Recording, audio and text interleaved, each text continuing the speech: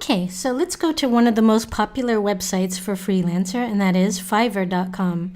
Now, I love Fiverr, especially as someone who sometimes needs to outsource tasks that I don't have time to do. So, for example, I was able to find someone to move 2 of my websites over to a new web host.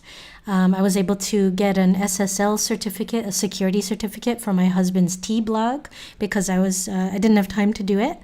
So Fiverr is a great resource, and you can see many different categories for people essentially doing all these different jobs as freelancers. So this would be an option if you didn't have your own website or weren't doing your own freelance business from your own website.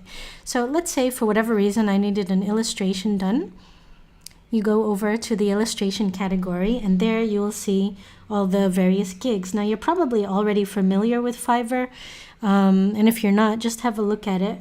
But you'll notice, now this is actually showing me a different currency here, but the gist of it is that most of the jobs are starting at $5 a pop. Now, in my previous lessons, I really do warn against doing work where you're not paid properly for your time and talents. So one thing I will say about Fiverr is if you're going to use it, is try to find things that you're going to offer that don't take you a lot of time. So basically, people use Fiverr as a bit of a lure. So if I click on this one, I will design super awesome flat illustration, and it starts at $5 in theory. Okay, you'll see that there's a basic price here, but then the trick to using Fiverr is you have a whole bunch of other add-on services that cost a bit more. So you can look at any practicing illustrator or freelancer on Fiverr, and you'll see that they've set up a page where they have something that does not take them a long time at all. I mean, preferably, if you're going to get paid $5 for something, it should be something you can do in about 10 minutes, maybe 15 minutes, right? So do not offer services on Fiverr and get paid $5 for something that's going to take you 1 or 2 hours, right?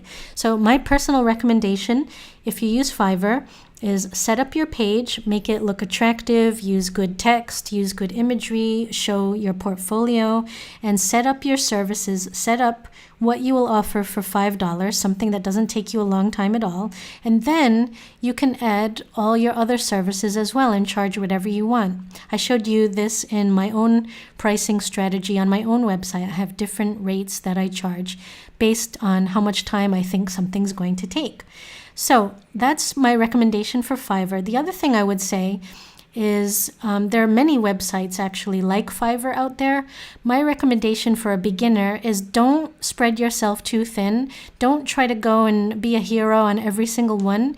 Just pick 1 or 2 sites at the most to get started and really work on building your following on whichever site that you choose. So for example, for Fiverr, they have a community of sellers, forums, question and answer, support, etc. So really do spend your time figuring out what it will take to get people to pay attention to your page, because most people will set up a page and then wonder, why is nobody hiring me?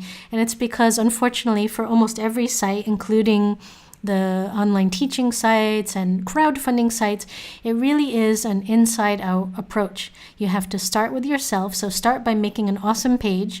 Step 2, start with the people closest to you. Tell your friends, tell your family, tell your Facebook connections that you're on Fiverr. Give them a link to your page and get them to hire you for your cheap, $5 basic package, so that you can start having clients, so that other people will see that you've successfully completed work for others, and they'll hopefully leave you a good review, etc. Build from there, and then I promise you the acquaintances and the strangers will come on board, and before you know it, you'll be a Fiverr success, or whatever platform you decide to use.